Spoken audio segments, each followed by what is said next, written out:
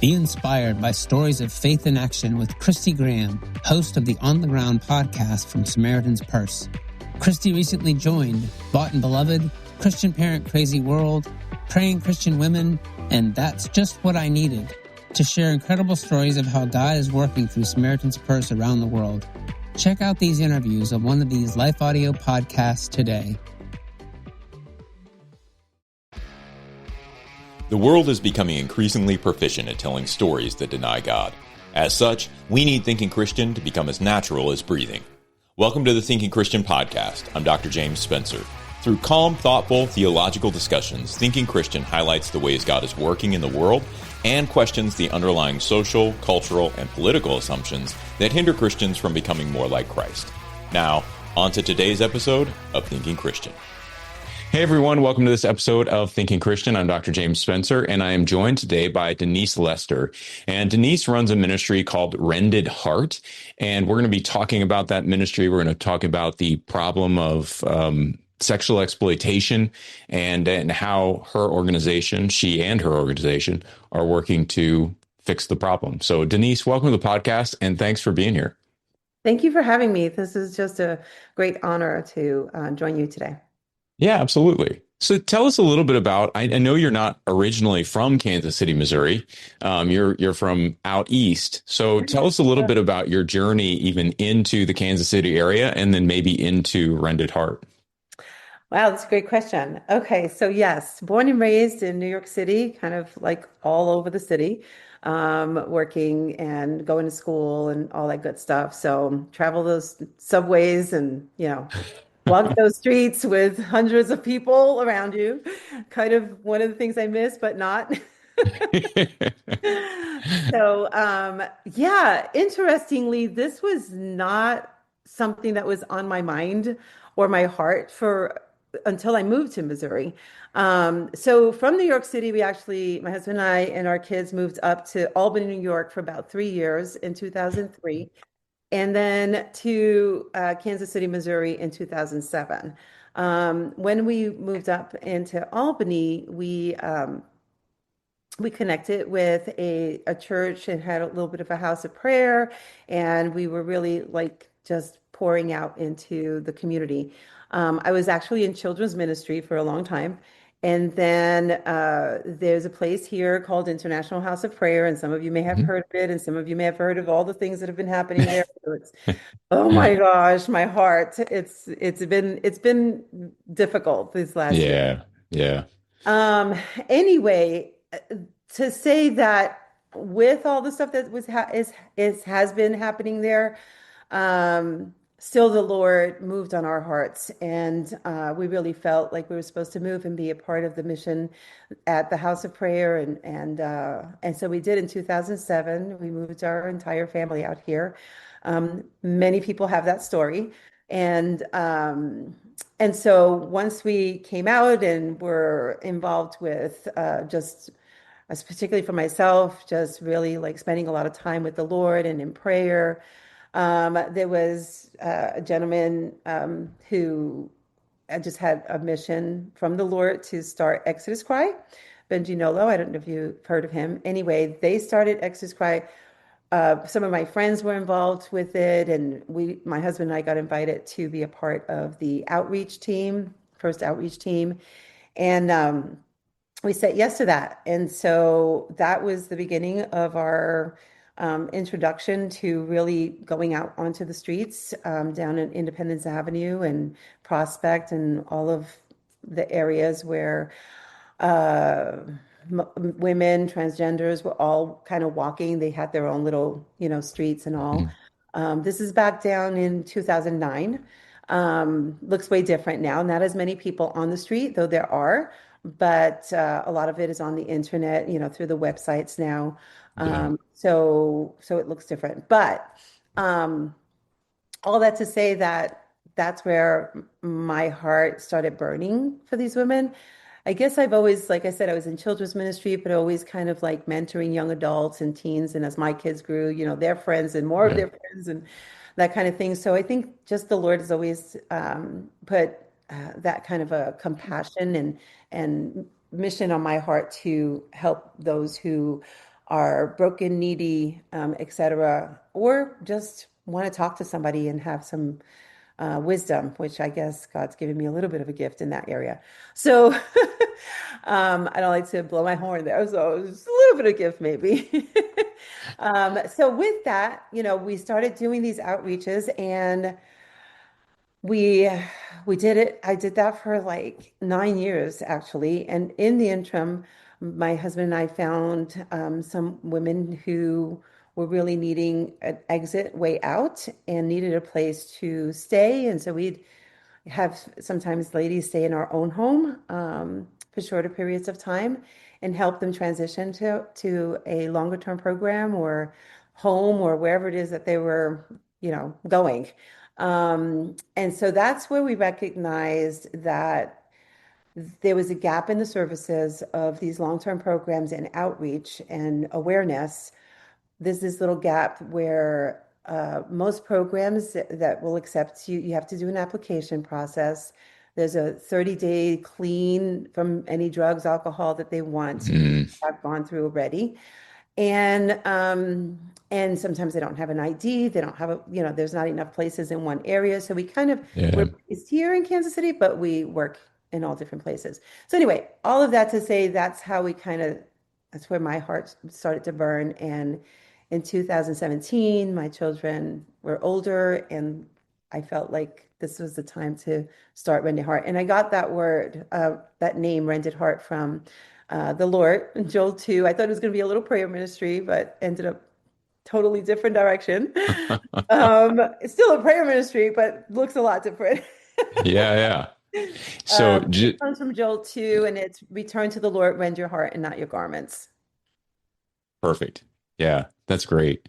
Yeah. So, you guys offer, just to like kind of clarify, because I read through your website and I could solely understand. And my wife and have not worked with, sort of the same population that you're working with are, women who have been sexually exploited, coming out of prostitution, those kind of things. But we've done the foster care system.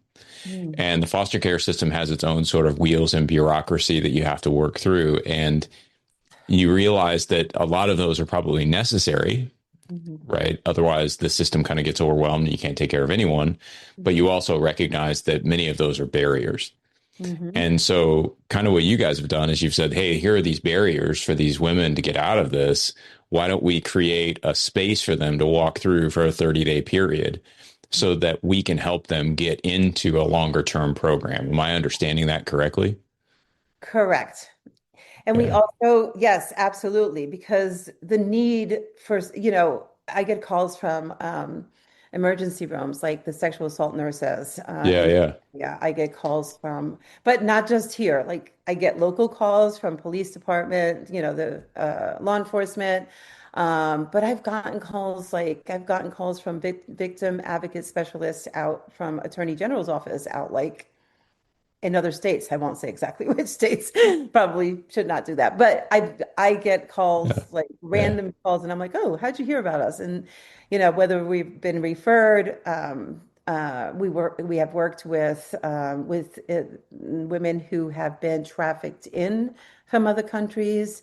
And so, learned a little bit about immigration status and what that, how that impacts the whole uh, survivor needs, that how do we help this person Mhm. um, from the perspective of it's still a human being. They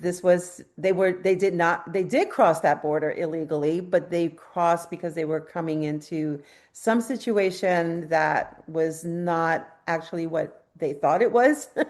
And Right. so anyways, working with immigration on that, working with mental health facilities, and foster care. We have worked Yeah. with foster care. Um, we don't have a house for under 18.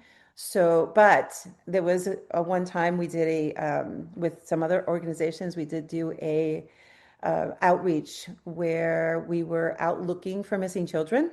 And I found two young ladies who were sisters.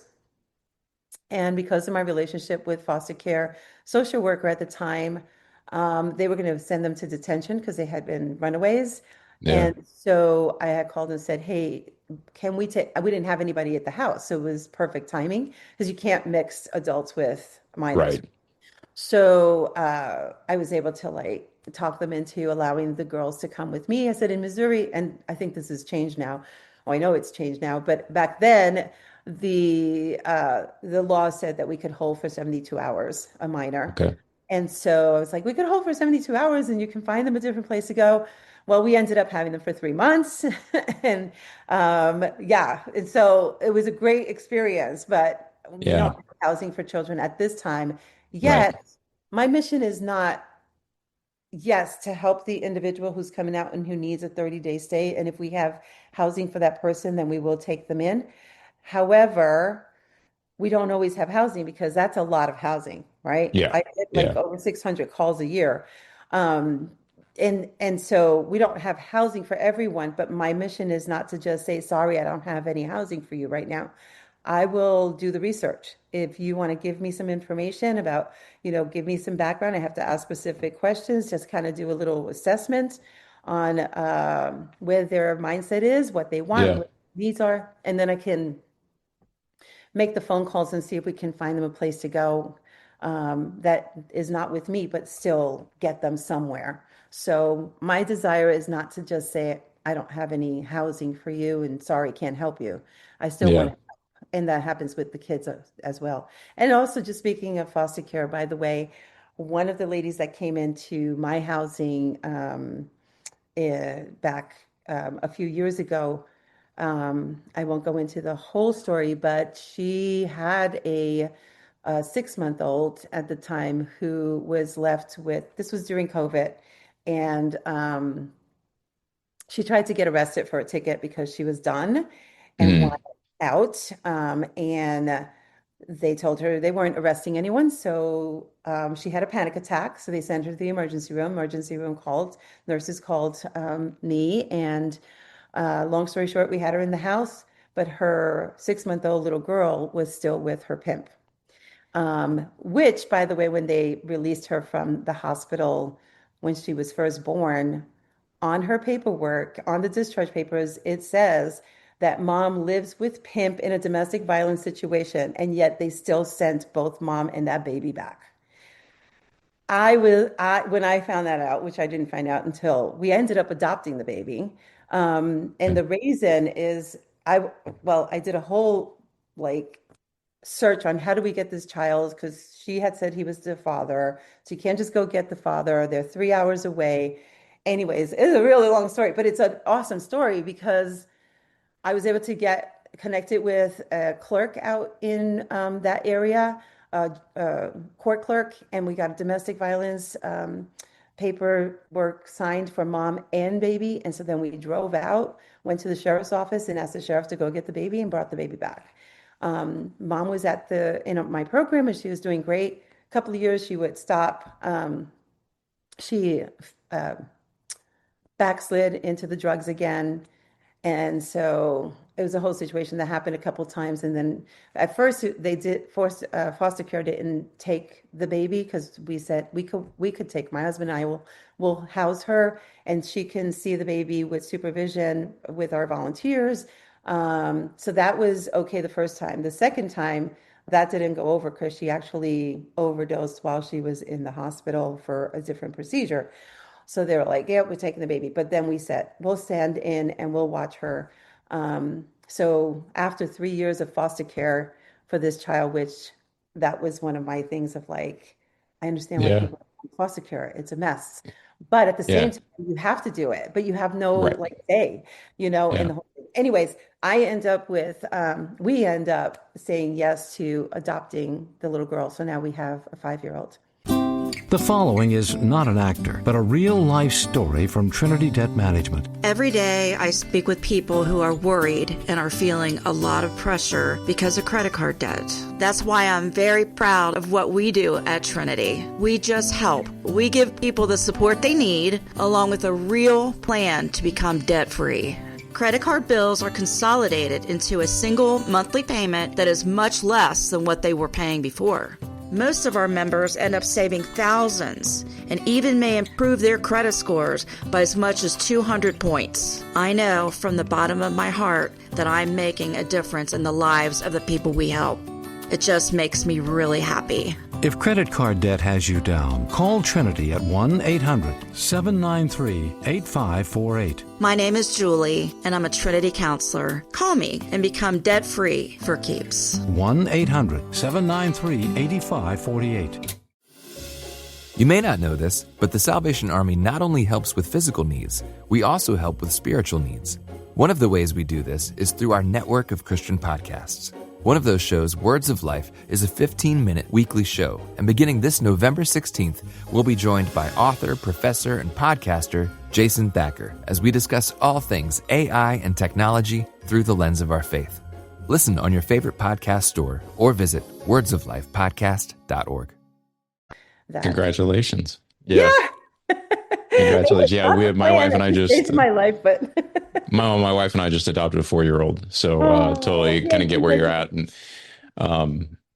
it's interesting. I don't, like I mentioned before we got on and we're recording, I've had guests on who have talked about the sex trafficking sort of rings that go on and those kind of things. And so I know a little bit about it just from those conversations, but I'm not really deeply involved in it. And so I'm wondering, Kansas City, I'm in Kansas City pretty frequently. Our corporate offices are there. You don't see a lot of, and maybe most of the prostitution has sort of gone online, as you mentioned, but how do you see these urban centers particularly being breeding grounds for sexual exploitation and sex trafficking and those kind of aspects? I mean, Kansas City is a fairly central location. It's not like you have, you have to fly in basically. I suppose you've got, a river running through there or what have you, but how does it even work? Like logistically, how does this actually happen?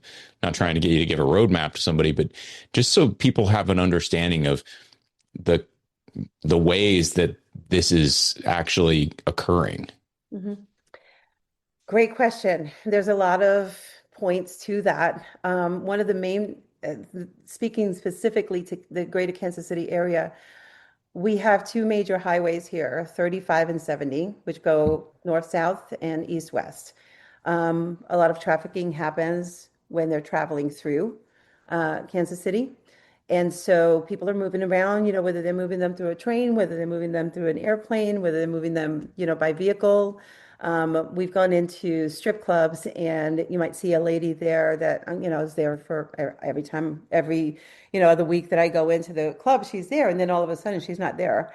And she's gone for maybe 2-3 months or 6 months, whatever it is. And then all of a sudden she's back and it's like, oh, hi, I haven't seen you in so long. Where have you been? Oh, I've been in Florida. Or I've been in Nevada, or I've been, in different places. So people get moved around. And then I'd always just staying here. But I think one of the major things that people don't recognize is that a lot of times drugs are involved. And so many times what will happen is, whether it's a family who have been involved with drugs and now they're having babies and those babies are not rescued out of that situation, which could have been my little girl, right? And in that situation, those kids are living in a dysfunctional home. They're coming, drug addicts are coming in and out, dealers are coming in and out, pimps are coming in and out. And those kids are kind of like, this is their lifestyle. This is what they grow up in. So many times moms and dads are pimping their own kids. And that's just not just in Kansas City, but that's just how it works. Yeah. But in Kansas City, what I have recognized is it is so pretty much underground, even though you do see it on the streets at night. And there are the strip clubs happening in the area.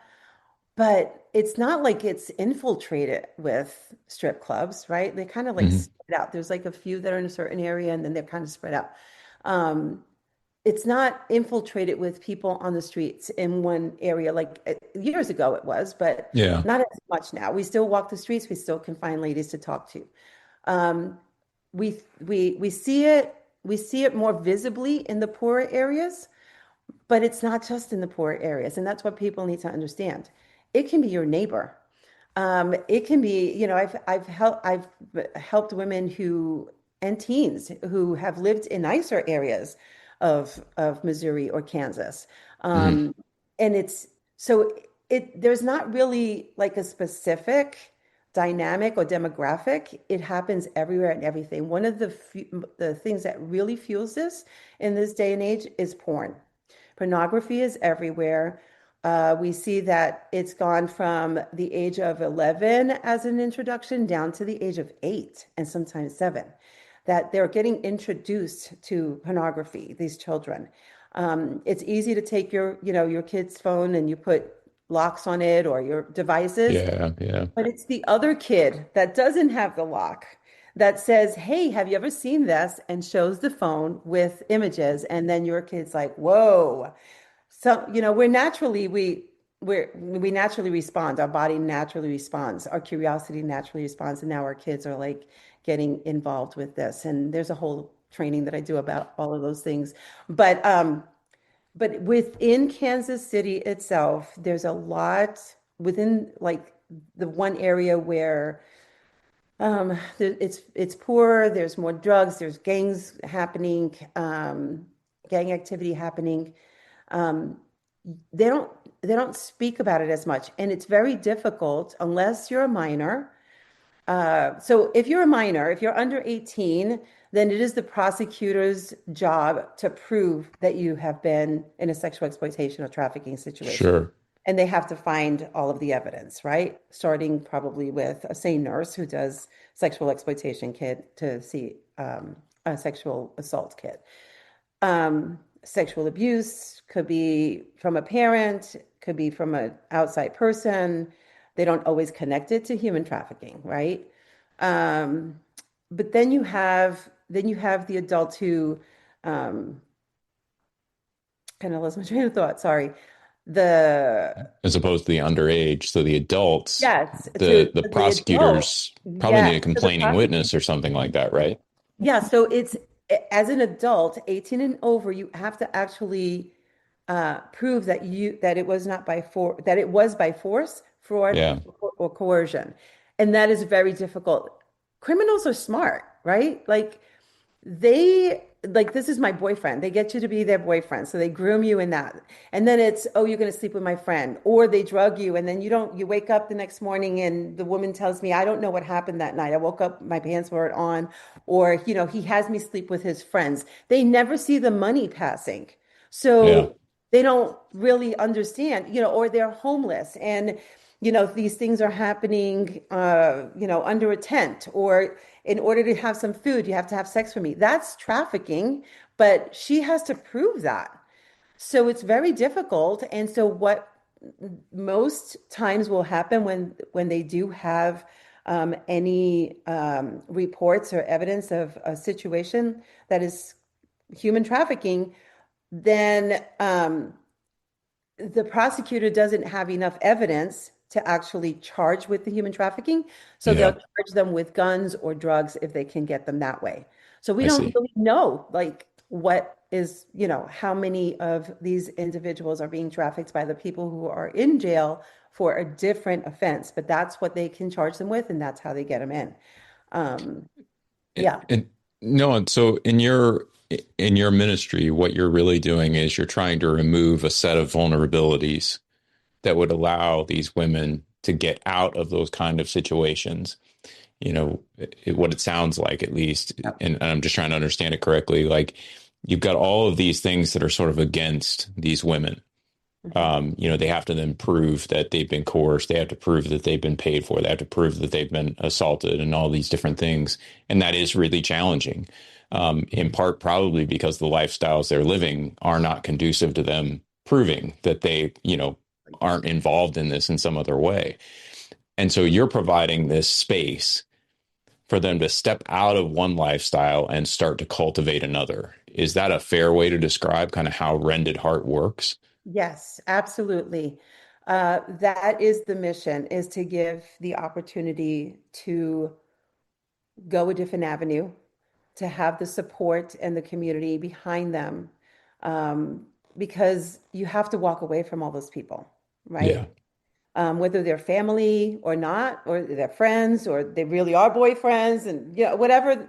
This is their community. And I always give an analogy of like, I could I could say to you, hey, James, I'm going to give you $1 million.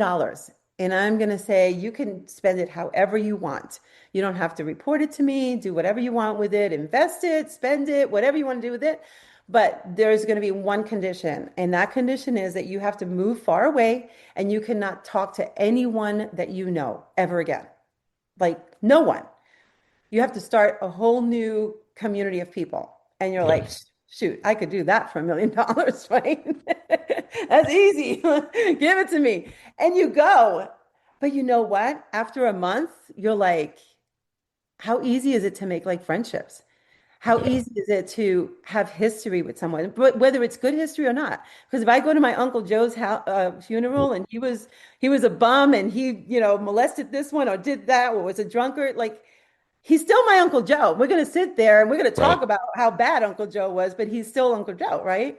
Yeah. So it's very difficult for these women, men. There's men too that are being trafficked. So we mostly see women, but there are men too. And children, right? Like it's difficult for them to walk away from the person who has been their perpetrator, who has abused them, because there's still the innate connection to that individual, whether it's a family member or whether it is someone who's not a family member, who's a boyfriend, or like there's also a trauma bond that like there's a whole part of the mentality that goes that this person actually has experienced, that's not so easy for them to just walk away.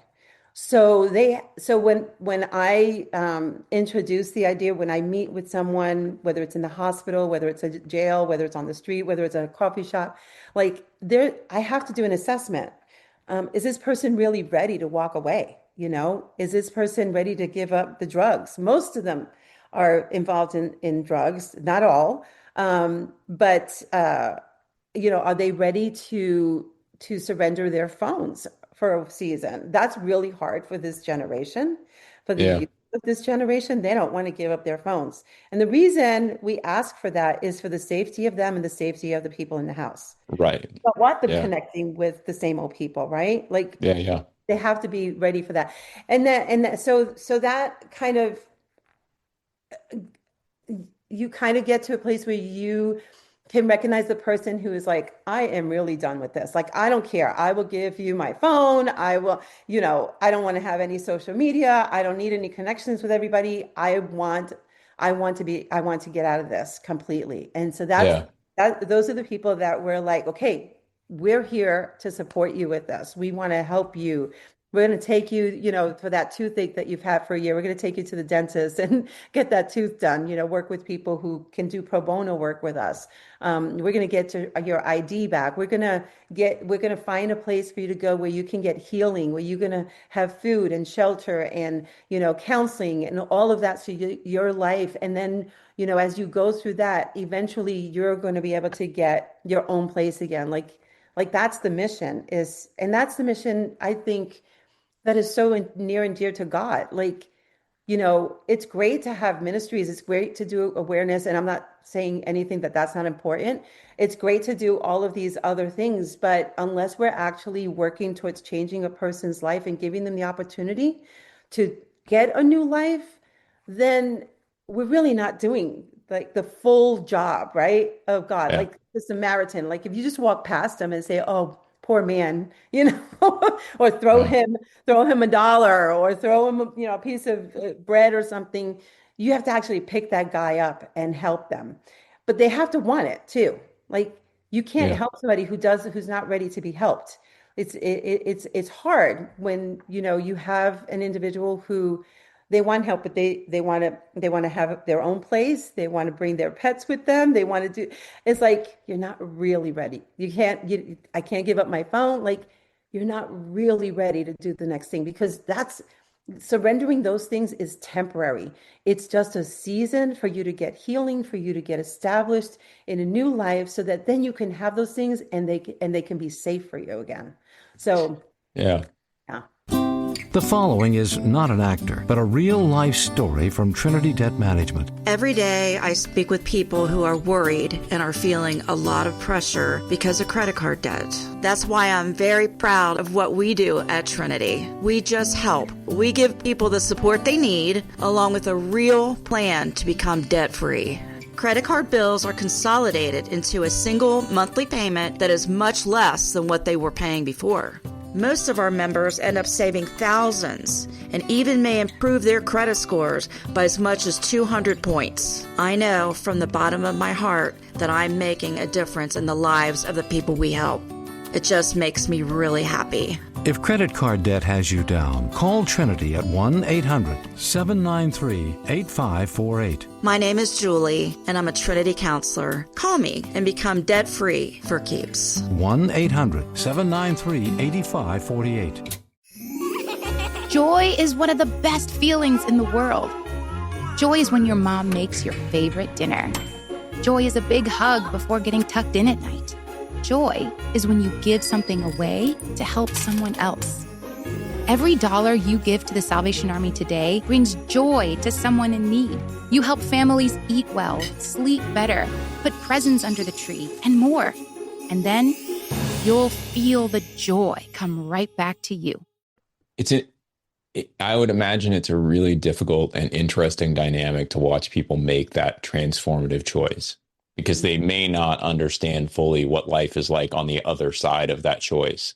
And so you just kind of sit back and you're like, you almost have to get into their heads and go, I'm surviving now. What if I can't survive if I give all these things up? Mm-hmm. It's got to be one of the hardest choices they've ever made in their lives.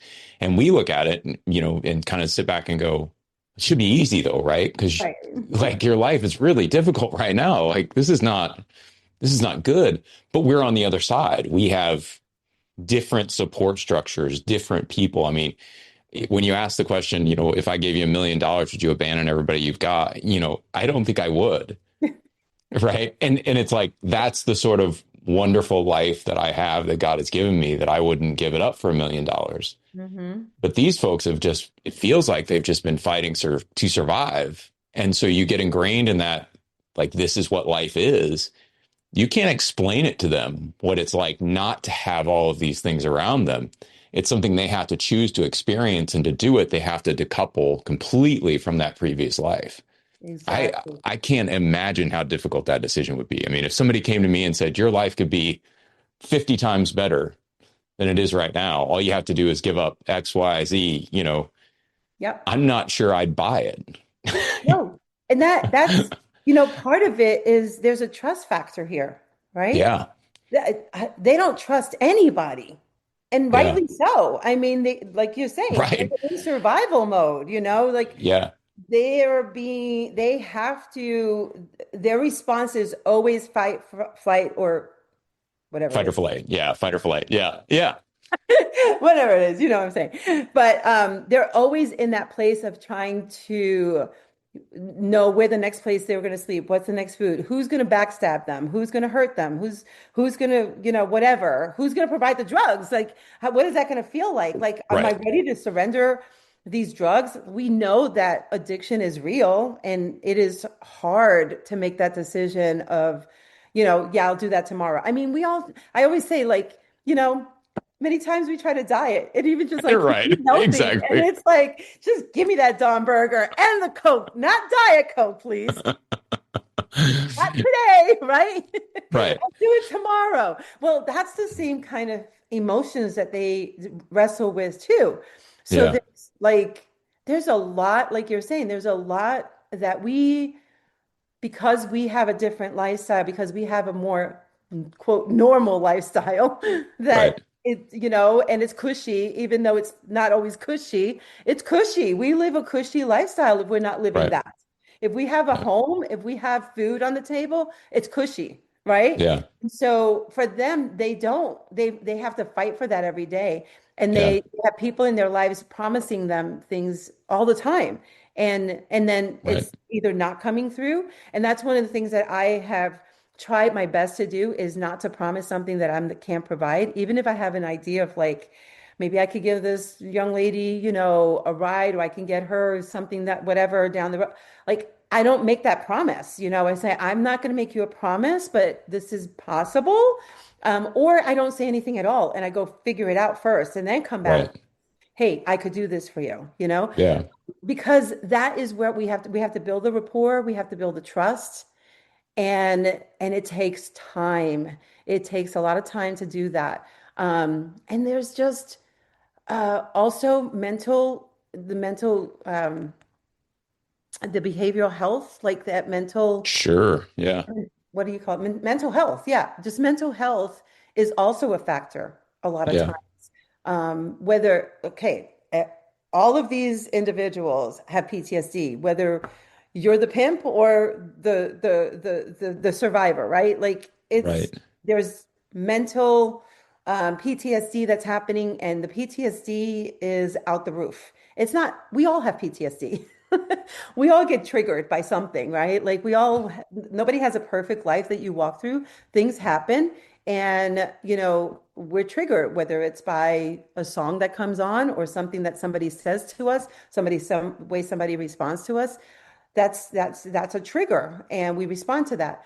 Well, these individuals are being triggered all day long, like, Yeah. because they're trying to survive. They're trying to have food, they're trying to have a bed, they're trying to find the drugs if they need the drugs.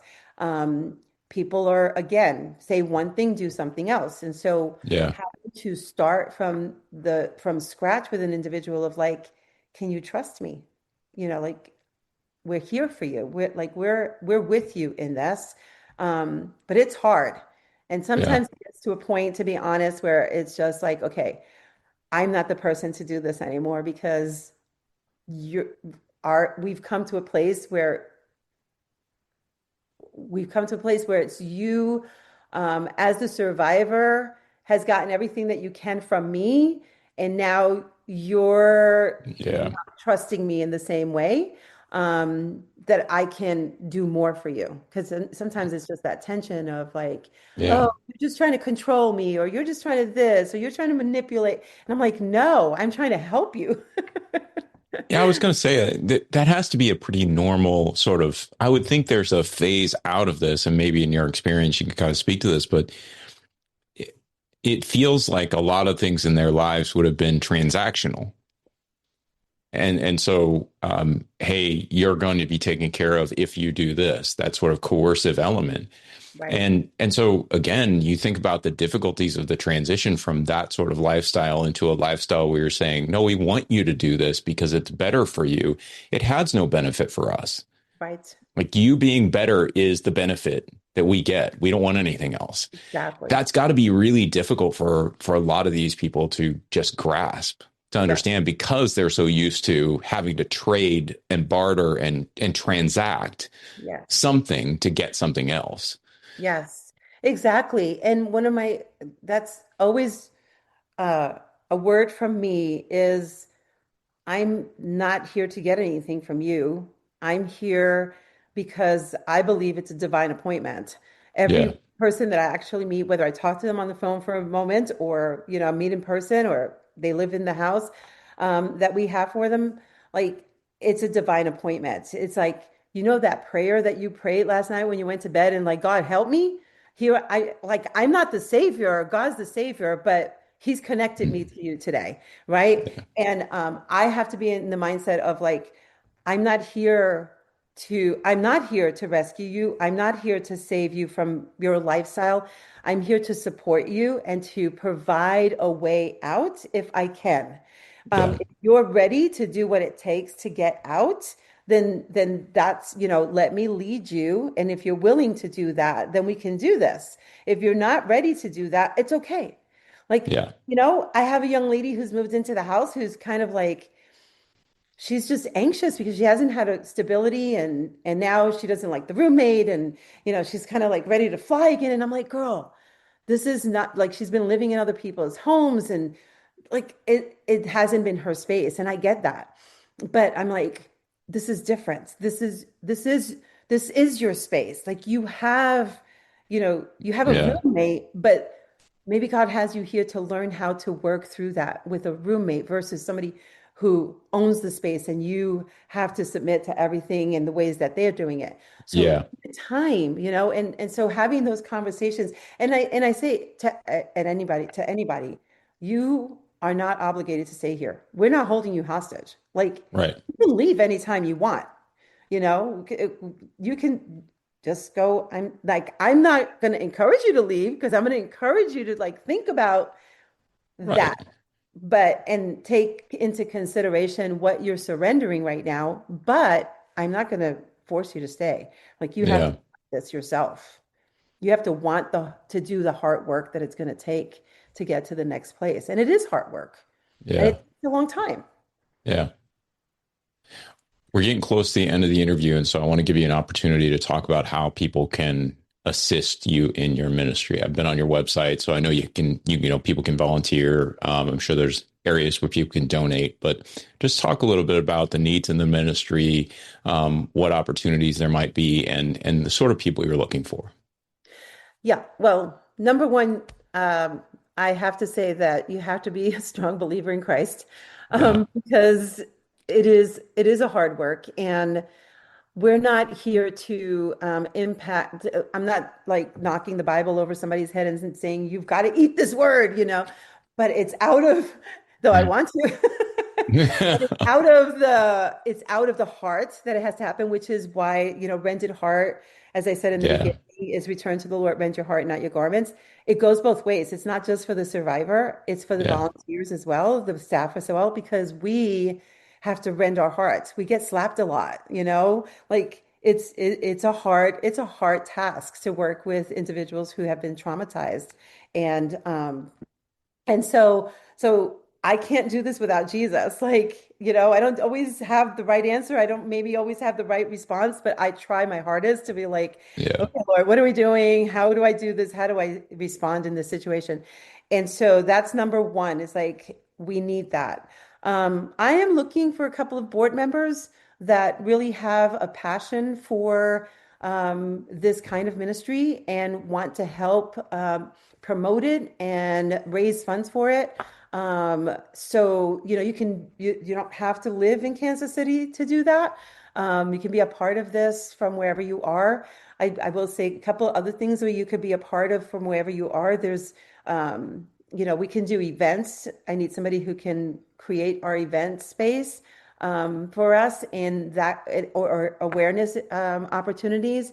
And again, that could be done with phone calls. I can go meet the person in person, but having some help like that is, and social media. Social media is another area that people can Okay. do from wherever, that can really take it and run with it. I'm not good at social media. I'm the old school person who doesn't know how to use stuff. And my kids are like, Mom, you're technically challenged. I have a 5-year-old, but I also have a 31-year-old and a 28-year-old, and, Right. and Right. they're like, yeah, Mom. And I'm like, I know. Don't talk about me like that, though.